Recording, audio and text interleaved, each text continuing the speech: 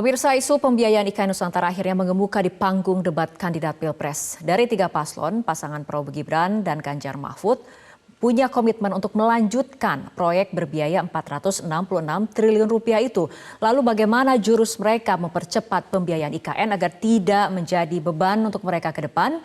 Telah bersama kami jubir tim pemenangan Ganjar Mahfud MD Ahmad Baidowi, jubir tim kampanye nasional Prabowo Gibran Irwan Feco, dan analis ekonomi dari Indef Esther Sri Astuti. Selamat malam Pak Baidowi, selamat malam Pak Irwan, dan selamat malam Mbak Esther. Selamat malam. Oke, pertanyaan pertama akan saya tujukan untuk Pak Baidowi terlebih dahulu. Pak Baidowi, ada debat yang tidak tuntas antara Gibran dengan Prof. Mahfud MD. Saat itu Gibran meminta Prof. Mahfud untuk mengecek Google soal banyaknya investor yang sudah masuk ke IKN. Sebetulnya, apakah Prof. Mahfud betul-betul tidak tahu ada investor yang sudah masuk ke IKN? Ya, pertama Pak Mahfud bukan menteri yang membidangi bidang investasi. Yang kedua, jawaban silakan cek di Google, saya kira itu jawaban bukan sekelas cawapres.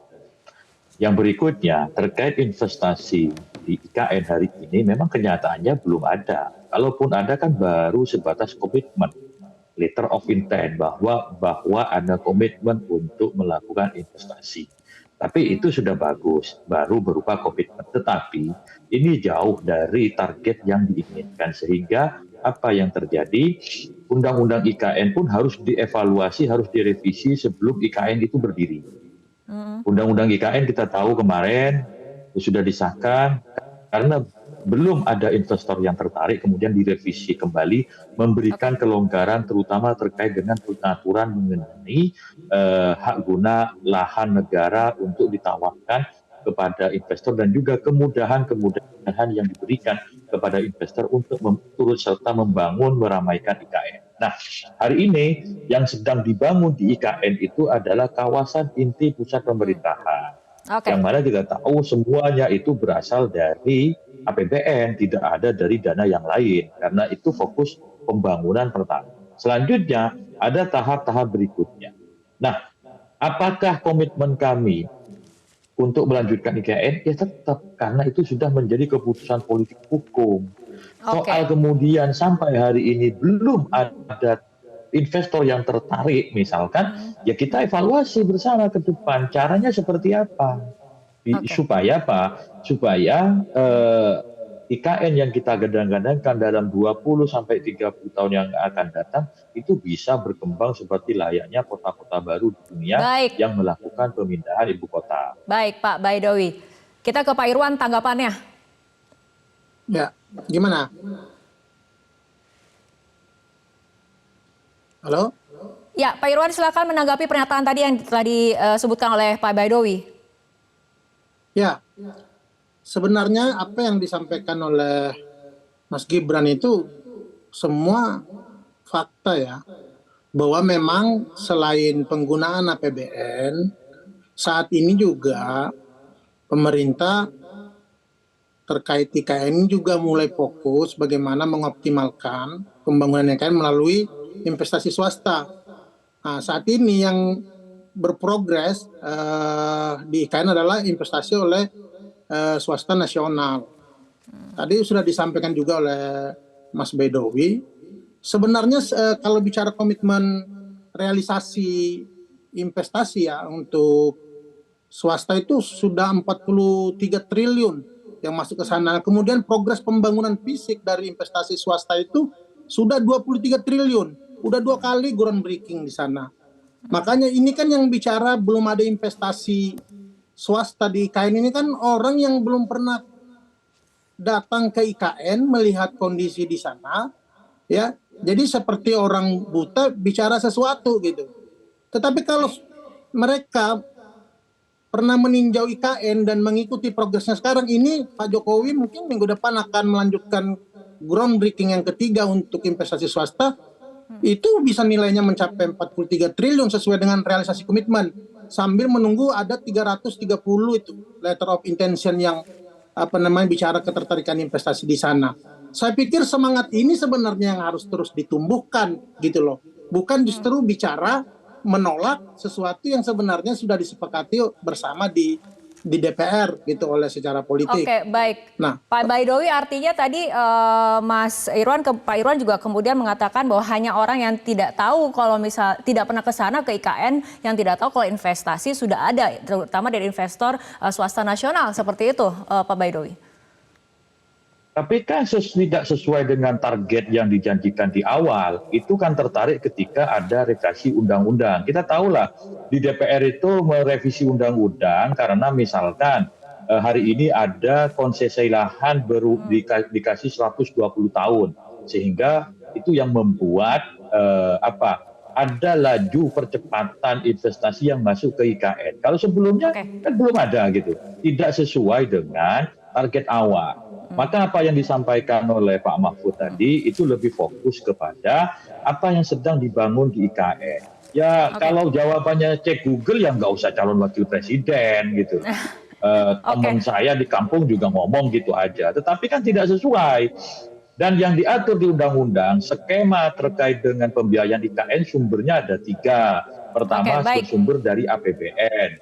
Yang kedua, pemanfaatan barang milik negara. Dan yang ketiga adalah investasi swasta. Total pembiayaan IKN dari APBN itu hanya maksimal 20%. Nah, 80%-nya kalau dikatakan 2024 itu nanti memulai pemindahan IKN, itu masih jauh panggang dari api. Soal kemudian saat ini ada investasi yang masuk, bisa dicek. Karena memang ada kemudahan perbaikan dari regulasi yang dibikin dalam revisi Undang-Undang IKN. Oke, baik Pak Baidowi, kita akan bahas masih mengenai investasi, tapi saya ingin mendengar kemudian pandangan dari Mbak Esther terlebih dahulu. Mbak Esther, apa yang terjadi dengan psikolog investor sendiri? Apakah memang investor ini sedang wait and see, terutama sedang ada pilpres nih di Indonesia? Ya Mbak, terima kasih pertanyaan yang sangat menarik ya.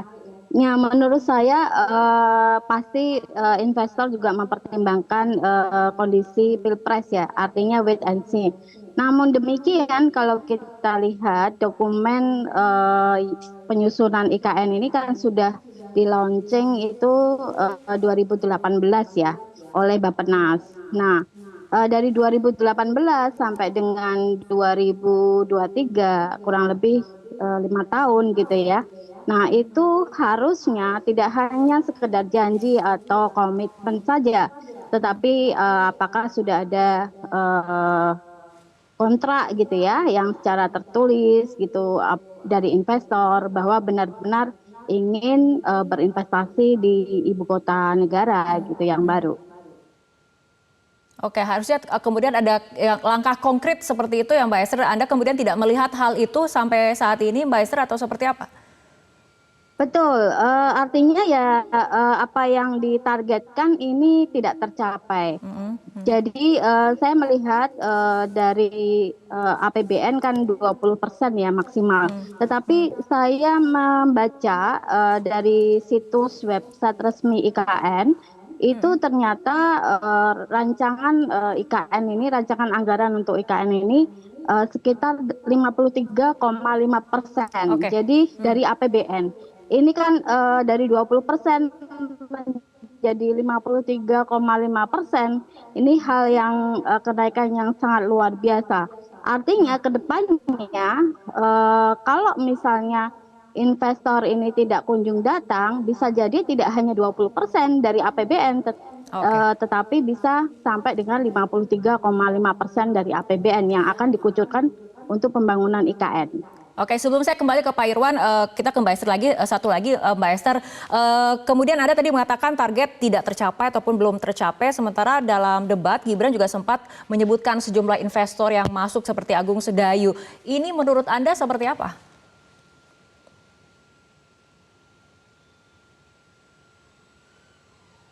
Ya, kalau Agung Sedayu kan hanya investor domestik ya.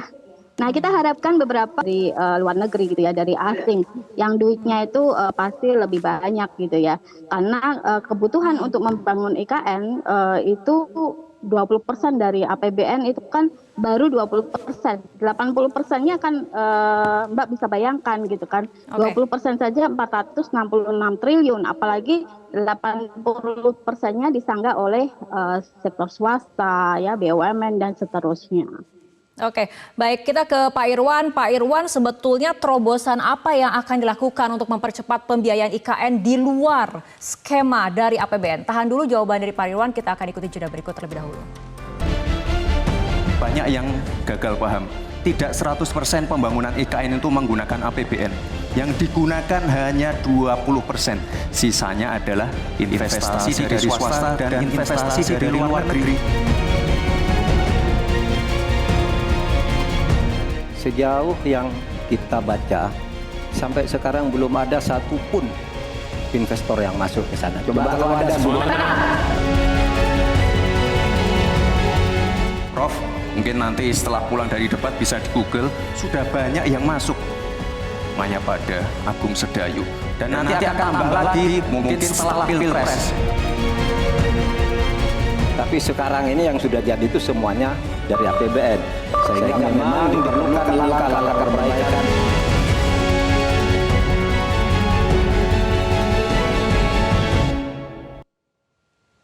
Pemirsa, kita lanjutkan kembali perbincangan. Pak Irwan, Gibran sendiri kan nampaknya sangat percaya diri akan banyak investor yang masuk untuk membiayai IKN jika memang terpilih. Sebetulnya terobosan apa yang akan dilakukan untuk mempercepat pembiayaan IKN di luar skema APBN? Ya, terima kasih Mbak Eda. Pertama saya koreksi dulu ya, Mbak Esther. Tadi menghitungnya dengan 2018 sampai sekarang. Menghitungnya itu sejak undang-undangnya disahkan 2022. Nah, artinya dari 2022 ke 2023 sekarang itu progresnya sangat bagus. Baik yang oleh Pak APBN, ya, walaupun sudah kita batasi 20%, tetapi sekarang sudah progresnya cukup baik. Tahun depan bisa fungsional ya untuk sementara beberapa kegiatan kenegaraan. Kedua, terkait jangan cuma janji, tapi harus konkret, sangat konkret. Kalau nggak konkret, nggak mungkin ada groundbreaking, nggak ada mungkin bangunan fisik di lapangan melalui investor swasta ini. Sudah 23 triliun mereka masuk investasi. Kemudian groundbreaking selanjutnya bisa 43 triliun. Belum lagi ada 303 menunggu LOI-nya. Tetapi kalau bicara mengenai terobosan yang tanyakan Mbak Indah, pemerintah sudah sangat berusaha sungguh-sungguh. Tadi disampaikan oleh Mas Owi, kita revisi undang-undang IKN kita karena menyangkut beberapa terkait birokrasi investasinya, juga masa waktu investasi. Waktu saya sebagai anggota Banggar DPR RI berkunjung ke Korea Selatan, saya bertanya, mengapa kok belum ada masuk investasi dari Korea Selatan ke IKN? Salah satu masalah utamanya sebenarnya bukan mereka nggak mau. Mereka wait and see, menunggu kondisi politik tanah air di 2024. Tetapi mereka juga ada satu waktu itu keluhannya. Kalau di Korea Selatan itu masa investasi itu nggak ada dia. Mereka ya selamanya. Jadi murni nanti antara bisnisnya itu maju atau enggaknya, di situ masalahnya. Nah, tetapi kan kita sudah revisi undang-undang kita dan kita kemudian memberikan ruang yang agak luas untuk masa investasi. Nah, ini juga kemudian salah satu terobosan yang baik. Di samping sebenarnya saya lebih setuju kalau kemudian kita lebih mendorong investasi dalam negeri ya, swasta. Baik. Karena tentu kita lebih bangga kalau IKN dibangun oleh putra-putra terbaik bangsa. Gitu. Oke, baik. Pak Baidowi, apakah dari penilaian Anda sepakat dengan kemudian terobosan ataupun yang tadi disiapkan oleh tim Gibran? Ya, terobosan yang dilakukan itu tercantum dalam ketentuan regulasi, termasuk perubahan dari Undang-Undang IKN sendiri. Apa insentif ataupun kemudahan-kemudahan yang dilakukan pemerintahan hari ini sehingga mendorong investasi swasta? Contoh, dibebaskan dari pajak penghasilan selama 10 tahun. Dibebaskan dari pajak penambahan nilai PPN impor sebesar dan pajak penjualan aset itu 0% semua, termasuk bea masuk sebesar 0%. Dan juga pajak bumi dan bangunan sebesar 0% selama 10 tahun. Itu bentuk-bentuk kemudahan yang diatur dalam regulasi sebagai turunan dari Undang-Undang IKN yang direvisi kembali. Nah, diantaranya juga bagaimana memberikan konsesi lahan kepada investor yang sampai 120 tahun. Nah, terkait konsesi lahan ini, karena kemudian setelah mendapatkan masukan dari masyarakat terkait konsesi lahan ini juga perlu nanti ditinjau ulang kembali, meskipun itu diberikan secara bertahap. 120 tahun itu kalau usia rata-rata manusia 60 tahun itu 2 generasi. Itu terlalu lama. Pak Baidowi. Tapi waktu ya. Baik Pak Baidowi, mohon maaf saya potong sedikit. Di debat Prof Mahfud menyinggung mengenai hal ini soal adanya ratusan ribu hektar dikuasai oleh pengusaha tertentu. Ini sebetulnya siapa yang dimaksud oleh Prof Mahfud, Pak Baidowi? Ya tinggal datanya tanya ke Badan Otorita IKN, kita kan belum sempat kontak Badan Otorita IKN. Yang jelas dengan adanya regulasi yang baru, itu memungkinkan seseorang yang melakukan investasi dengan hak guna bangunan, itu lahannya bisa berusia 120 tahun, tentunya dengan perpanjangan. Tentu kita tidak ingin mengulangi kesalahan seperti yang ada di kontrak lahan, misalkan di kawasan Senayan dan juga di beberapa tempat yang lainnya yang kemarin menimbulkan konflik salah satu hotel dengan dengan seknek misalkan. Itu kita tidak menginginkan. Termasuk juga lahan IKN itu bisa dibangun di situ karena dimiliki oleh salah satu petinggi Republik ini. Ya, saya kira Tempo juga sudah memiliki data siapa yang memiliki konsesi lahan di tanah IKN yang sedang dibangun. Jadi, artinya menurut dari tim Ganjar Mahfud sendiri akan mengevaluasi pemberian HGU selama 190 tahun di IKN ini? Ya, itu kan berdasarkan masukan dari masyarakat. Kalau kemudian ternyata pada prakteknya tidak sesuai dengan apa yang ada di lapangan, lawang Undang-Undang IKN aja sudah direvisi sebelum IKN itu beroperasi. Apalagi hanya soal pengaturan lahan. Ingat, konflik agraria yang terbaru misalkan, bagaimana salah satu hotel di Jakarta yang di bawah pengelolaan kawasan Senayan itu, yang lahannya milik Seknek kemarin kan, sampai sekarang belum selesai itu. Gara-gara tidak jelasnya aturan gitu. Baik, Pak Baidowi, kita ke Pak Irwan, tanggapannya Pak.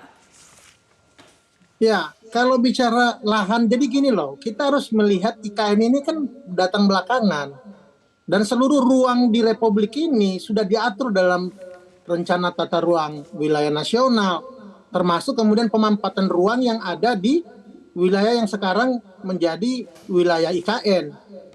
Ya, walaupun sekarang sebenarnya kalau kita bicara fokus investasi kan ada ring-ringnya. Sekarang kita fokus pada kawasan inti pusat pemerintahan.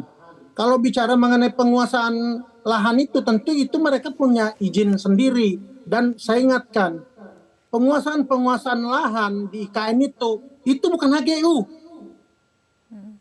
Ya, karena rata-rata di dalam IKN ini statusnya itu kawasan budidaya kehutanan. Ada yang hutan produksi, ada yang kemudian hutan raya.